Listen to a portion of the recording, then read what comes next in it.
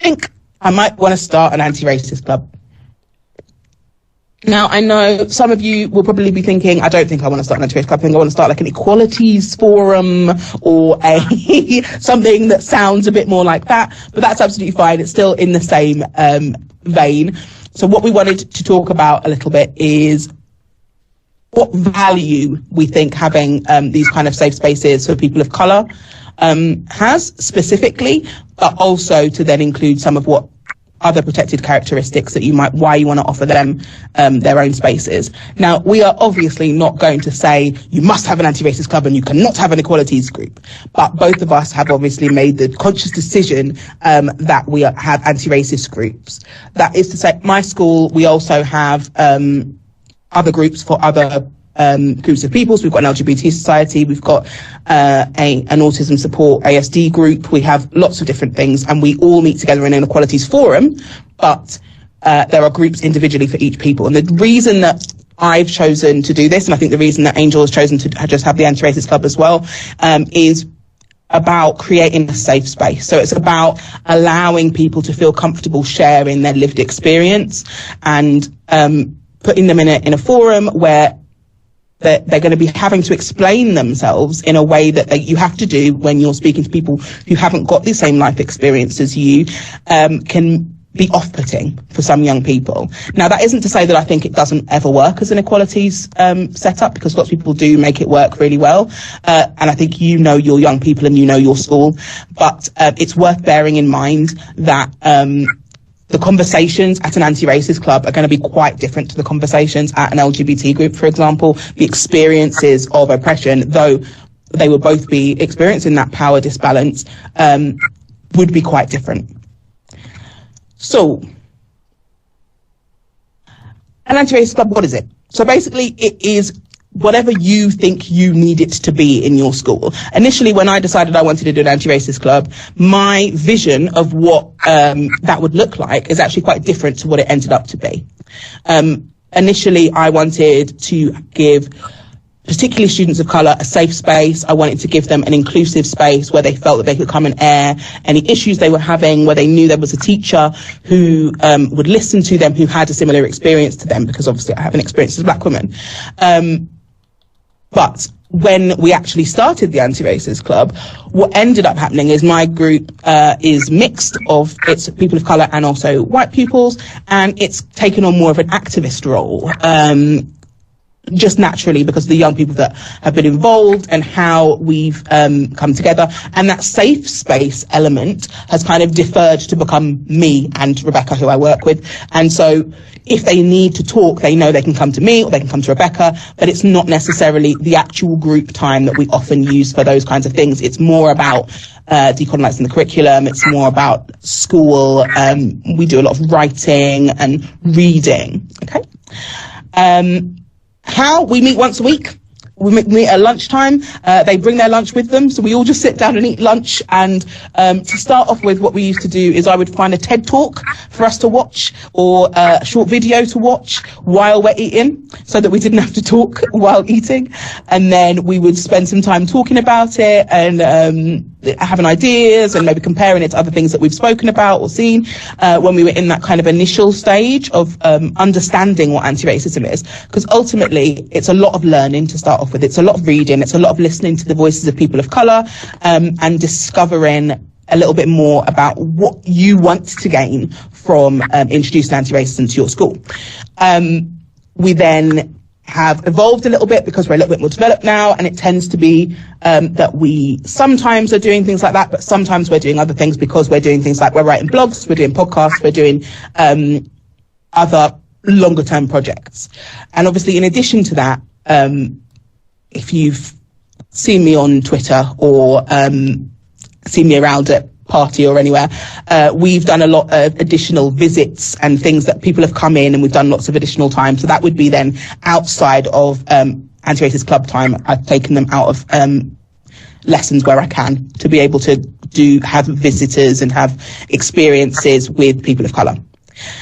And the reason why is basically because I think it's important, because I think there aren't enough teachers of colour. I think there aren't enough people of colour that are available as role models and as people to look up to for our young people. And I think we need to actively make sure that we are doing all that we can to create those spaces where they will be able to see people who look like them, sound like them, feel like them. Literally last Friday, we had Cass Seji in, oh, my light's gone off. That happened last time as well. So, who is a Gaelic speaker and a black woman, and she came in and showed a short film that she's made with BBC Alba and did a Q&A with some young people, and it was amazing for them because it was that the first time for many of them that they'd seen someone who was very definitely black and Scottish. It wasn't, you know, I can't even speak to that experience because obviously I'm from London. So it was a really revolutionary situation for some of those young people to see themselves so beautifully mirrored to them. So I think having those opportunities and making that something that you're consciously trying to contribute to your school life is really, really important. And it also stimulates then other departments, other areas of the school to start making sure that they are including those things, because the young people are then speaking. They're saying, do you know what, actually, miss, in home ec, none of the food I make is anything like I would ever eat at home, or I don't, I've never used this type of utensil before, but all the time we use this thing. And you know, they then come up with their own things that you can take to staff, and you can start to talk about how you include more diversity in what you're offering. All right, so I am going to give Angel a lovely time to show you some pictures. Angel, do you want to just tell me when to click, because I've got the pictures up, haven't I? I think I can click. Or can you do it? Oh, amazing. Yeah, this is good. All right, I'll disappear then. Right, so before I get started on setting up, showing you what I've done in my club, every club works differently, and it always depends on the group of people that you're working with. So sometimes you have to play it by ear and see what they want. Some young people might just want that safe place and are not ready for the role of activism. I did it very structuredly, because our young people were very, very quiet, and I wasn't getting anything out of them. I had a feeling that the club was going to be me running it, and that's what I didn't want. I really wanted pupil empowerment. So that's the basis of how I've set this one up. So when we got together, first I put posters up. First I checked out with senior leadership whether I could set up a club, and they said yes, and they were very keen on the idea. So then, after that, I put posters up around the school, and we had our first meeting at Monday lunchtime. We had to start up and think about our identity. And if I move on, you can all see the screen, can't you? Can everybody see this? Name of our club. Hands up. You'll see it. Anybody? Yep, I can see it. Fabulous, fabulous, fabulous. So the first thing we did was we had to, I thought we could have a name for our club. So our club had an identity. Here was the slide that I actually created with the suggestions. And I wanted it to come from them, but sometimes giving them ideas as well would help. And they actually came up with the name, the Anti-Racism Society, which was brilliant. So then they had their identity. I'm now going to move on to the next one. And then I was thinking about, what do you want out of this? So what changes do you want from the school? What would you like out of it? And they started talking more about their experiences, and they started opening up, and they started telling the whole group how they were feeling, and they were sharing, which was really, really powerful. Quite upsetting, to be honestly open, because quite a lot of the referrals that we get, we don't see the whole picture, because sometimes young people don't mention things, sometimes because they don't know the young person that's actually said something to them, and sometimes it's because they don't have enough confidence in the system. And this is where these groups are really good, because you are a mediator between the young people and school and leadership to make real positive change. They also talked about their curriculum and discussing the fact that they don't see themselves within the curriculum as well. So we had loads and loads of discussions. And again, these discussions were not really structured or organised. It was them opening up at this stage. Then we were looking at what could we do. Again, these PowerPoints are me trying to organise and give a little bit of structure. But once I put the PowerPoint slide up, these the young people within the group would just discuss it. So I was saying, what kind of events, what kind of fundraising could we do to raise awareness? Could we have a colour, etc., etc. So setting a scene of what we could do within the club. I felt it was important as a teacher that I took a step back. I really felt it was important that the young people have ownership to this club. And this is where I thought we would have a president, a vice president, a treasurer and a secretary. They actually decided that they wanted 2 vice presidents, which was brilliant because that was their suggestion. So then we actually had an election and we had people nominated, and then we actually have now a president, a vice president, treasurer and secretary through a voting system. And it's really running well, because now what happens is I'm just a facilitator. What I tend to do is sit in the back of the room and let them get on with it. And I'm just there to facilitate. And I will ask the odd question here and there, but that's it. They are running it. I also thought of bringing up a reading list, and we've got quite a few of these books within the room that we are in, which is our safe place. So we've got a safe place where we go, and we've got these books as well. So it's just trying to get them to see the diversity. We are doing loads of different events and it's working slowly. I think the key thing is it's a slow movement. It takes time to build this up. It takes time to build relationships with young people. It takes time for young people to build confidence and trust in you as well. And it's also them developing a relationship between each other. I'm going to give you an example of what happened today, which was quite cool. I was talking about allyship and how it's important to have allies as well.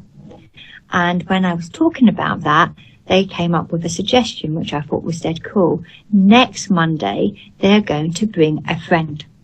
So we're going to have a meeting where they bring a friend. And I just think that's opening it out to get more support and more young people on board and understanding. I would also say that I do think it's important that we have our sectors where when you're looking at, say, for example, an equalities group is so huge that you're dealing with, for example, LGBTQ+, racial inequality, and you're also dealing with neurodiversity, learning differences. To have separate groups is a good way of trying to separate the work out, because it is a lot of things. It's also a place where each set of people can have their safe place, and I think that's important as well. But I also think it's really important that they get together as well, because when you want change happens when everybody is working together. And I think that's a key thing to be explaining, that working together is the only way to have change.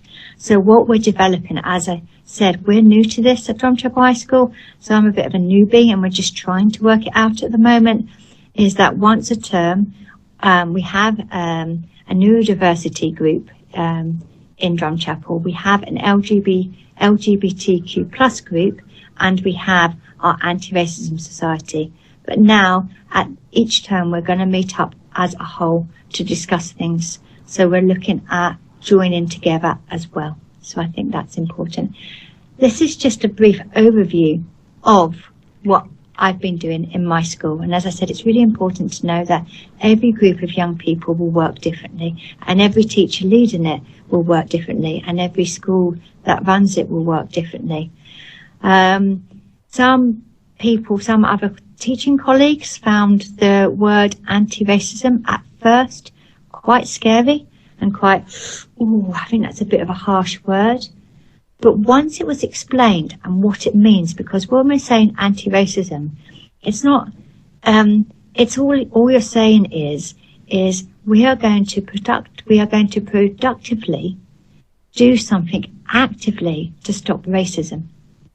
Because being passive and just going, I'm not racist, and just doing nothing else is not going to change things. So that's all it means. It's not this big, huge, scary word. And now, within my school, it is a comfortable word. But I would say that it was a bit uncomfortable for quite a few colleagues at the beginning, but it's not now. And they've actually come up and said that they understand it. So it's also, when you're setting up these things, it's educating the school as well within the terminology and understanding the importance of the word anti-racism.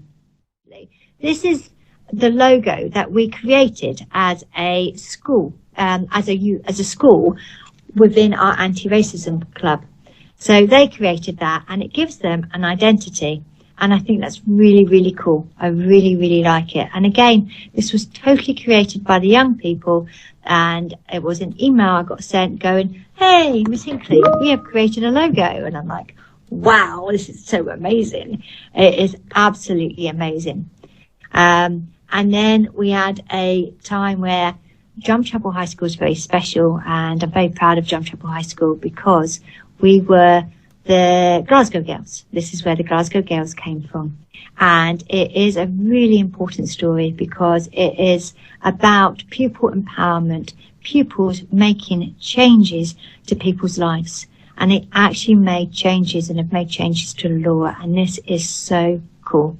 So we had one of the Glasgow Girls come up, and our actual club was delighted, very, very, very excited. She was amazing, absolutely amazing. And then they created, I say we, but this came from them again, another email through the post. Hey, Miss Hinckley, we've designed a poster. Now, I did originally design a poster to get the club going, but I can tell you it didn't look like this, not at all. Very, very different. This is amazing.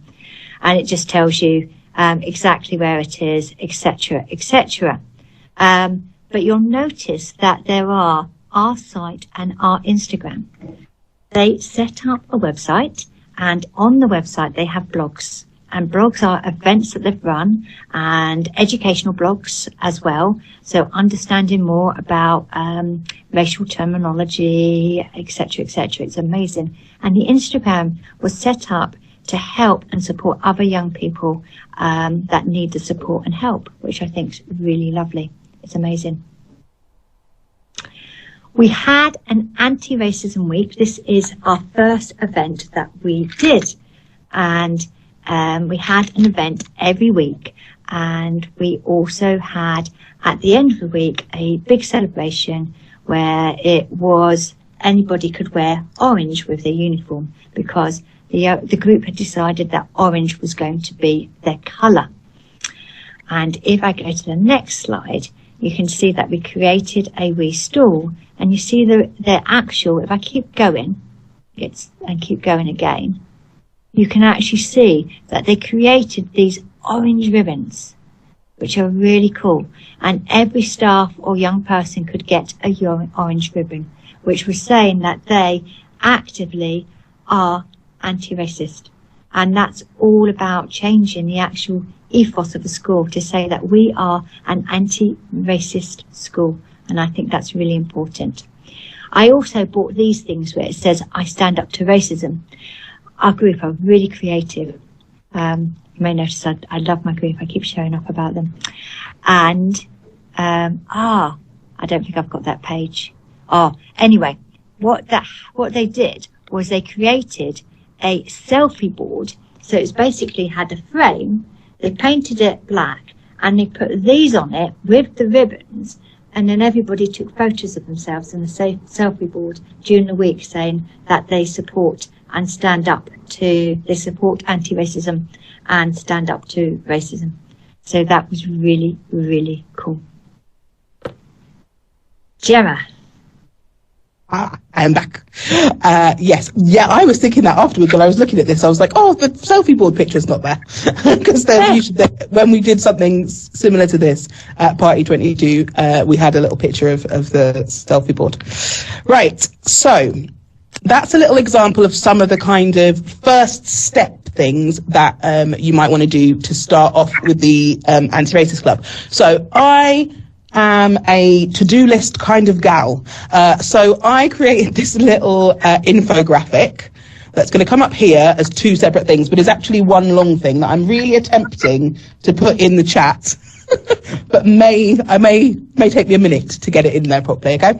And this is just, all right, so I've had the thought, I'm thinking in my head, what I want to do is start an anti-racist club. So what do I need to do now, basically? That's the idea that I'm trying to do. All right, can I get it to load into the box? Dun, dun, dun, dun. Is the answer no? We'll go with it as it is now, and then hopefully it will appear in the box because I've pressed upload, so hopefully. So the first thing you need to do is get learning. You need, obviously, if you are someone that's here, you're probably someone that's done a bit of reading, a bit of looking out people to find out about what anti-racism is, why it's important, how we can implement that in the classroom.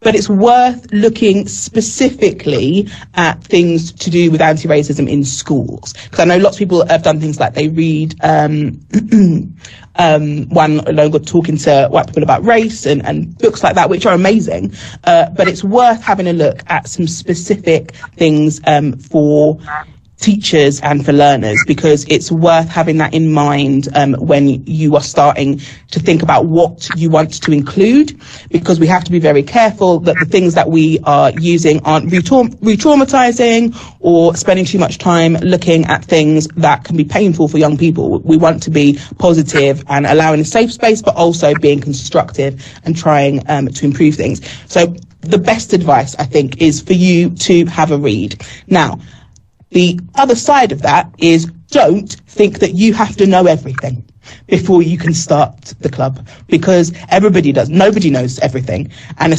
something like race is such a complex and ongoing subject. You have to just be able to say, do you know what? If there's any questions that you've got that I can't answer, I will find out.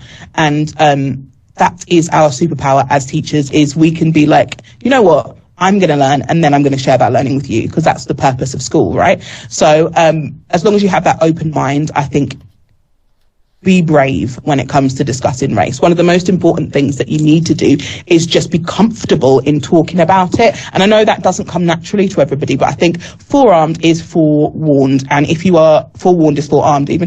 If you've read a little bit about not only anti-racism in general, but anti-racism in the classroom, then you are likely to feel more confident in being able to talk about these issues. As I say, like when I started, we did a lot of learning together, where we were listening to things like different TED Talks and reading different articles together, and just discussing how we responded to them, how we felt about them. And I think situations like that are really natural, because young people feel like it's authentic then that you are learning with them about something because you think it's important. So what I've got there in number one is learning. Take time to ensure that you've got a good grasp of what anti-racism is. Think about what terminology you might want to use. Lots of people, we did a glossary quite early on of like terms that we were comfortable with. That can be something that's really useful, because there are certain words that some people won't like, and we might, things like I use the term black for anybody who's not white in like a politically black sense.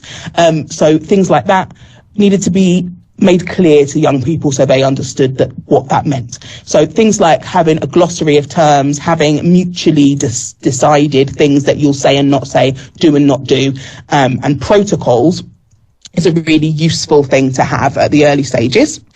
And read as much as you can that comes from people who experience racism.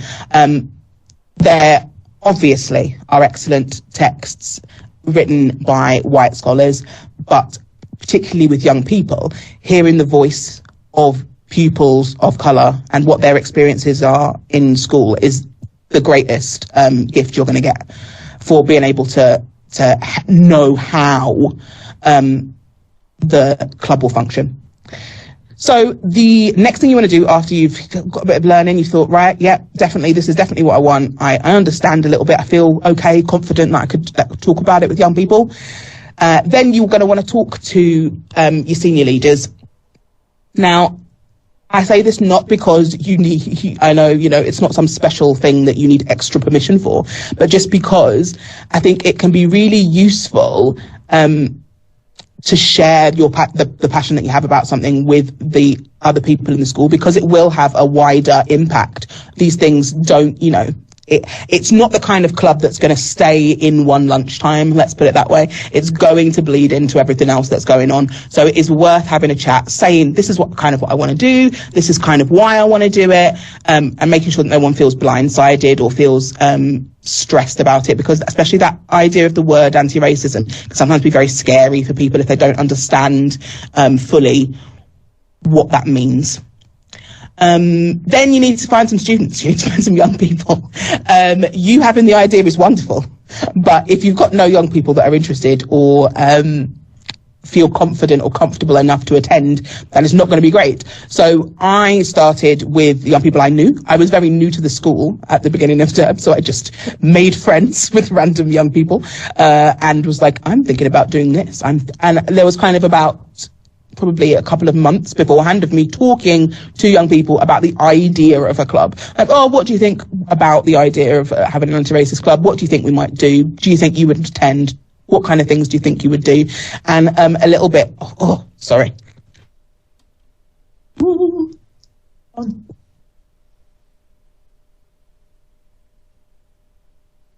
Apologies. A little bit of discussing the idea of anti-racism. And before the club officially opened, we did a PowerPoint that everybody received at PSC, everybody in the whole school received at PSC, that explained what anti-racism was in as simple a way as possible, and talked a little bit about what anti-racism might look like in a school context. So we just had it was just 1 week where everybody had an anti-racist input via PSC, and then the following week the club started up. So it was fresh in people's minds and people were talking about it, and obviously then it meant staff were also talking about it and aware that it was starting. And before is you need to have a safe space. You need to set up, when you come, some ground rules about how we're going to talk to each other and how we're going to react, because there are situations where it's very possible that some young people are going to say things that other people have said. They're going to say things that they've heard and ask questions and wonder, like, oh, is that stereotype true? Or is that thing, there's going to be that kind of discussion. It's the nature of an anti-racist club. So making sure at the outset you say, everybody's learning, we are all discussing things. If you're upset by something someone else says, then you can say that in a way that's not confrontational. It's not about, oh, you're racist, you did this. It's about, oh, actually, this is the truth of the situation. And we can apologize as well when we think, oh gosh, I'm sorry I said that, I shouldn't have said that. These are all you're in a school. This is a space that is like a classroom setting. It's a space that everybody comes together to learn. So you have to set that out from the beginning. Then you need to do all your getting organised stuff that Miss Hinckley is wonderful at, with all the titles and names and all the things that you want to kind of organise, and what kind of structure you're looking for. So the way that my club currently runs is we don't have things like a secretary and a principal person and all those things, but we're just starting to have the senior students leading some of the sessions. So we are starting to have that kind of similar setup, but we didn't have roles initially because we do quite a lot of buddying of older students with younger students.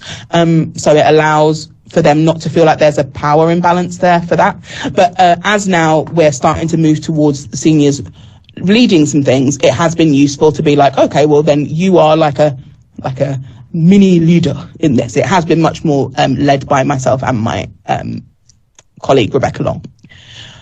So then once you've done that, you've got club, you've got organised, you've got some kids, everybody's kind of set up. Then you're going to think about what goals and what actions they want to do. What things do they feel are the most pressing issues that might need changing? When we first started, we started just learning, and once we'd got kind of a little way through, everybody kind of had a bit more of a grounding in what anti-racism was. Actually, what they decided was they were quite annoyed that there wasn't a separate kind of procedure for racist incidents separate to bullying or violence or any of the normal behaviour policy things that we have in school. So that became a priority for them. It was something that they felt needed to be done, and they wanted a structure around when people can use slurs, and they wanted it to be zero tolerance. But they had been very uncomfortable with the idea of some lessons using slurs in text because they were older texts. So either if they're talking about Martin Luther King, or if they were reading of Mice and Men or whatever, without context, and that was a big issue for them. That was something they felt passionate about. So that's then where we went. We went down the route of, okay, right, we want to look at procedures, look at what other people do, look at the law. We had the school campus police officer came in and spoke to us about what the legal framework is. We did all of that stuff, and then we set up a procedure, which we then took to SLT, and that is now, after back and forth and editing and all that stuff, is now the procedure that's used in any race incidents. So that was one of the goals and actions that we wanted to do straight off. But right now we are doing a blog post ready for the anti-racist educator, and we are doing a podcast as well. So that, it varies on the things that they want to do at any given time. Number 7 then is about visibility. So one of the things that came up pretty early with my club, and I think it came up with yours as well, Angel, that they didn't feel seen and feel kind of like that they were around in the school. So visibility was one of the things that we wanted to deal with as well. We started loads of posters. We put up signs everywhere. We had some events. We invited people to things similar to what Angel was saying there, where you had the ribbons and the kind of getting everybody on board with that idea of anti-racism. Events like that early on can really help to kind of give your group an identity in the school and get people to recognise that you're kind of a group that's out doing things, as opposed to just kind of that kind of safe space element. So actually you're going to be doing things, you're going to be changing things, you're going to be around. A thing that really helps when you've got to that visibility stage and you feel like you're seen in the school and you're valued in the school is getting together with some other people.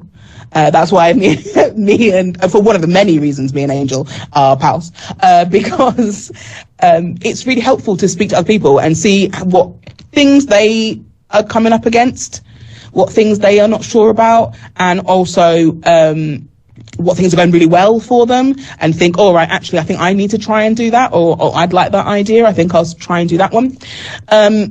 So in Glasgow, we are lucky to have an anti-racist clubs network that's run by one of the EAL PTs, Labinda Sekun, and I'm going to put her email up in a minute. So you are welcome to join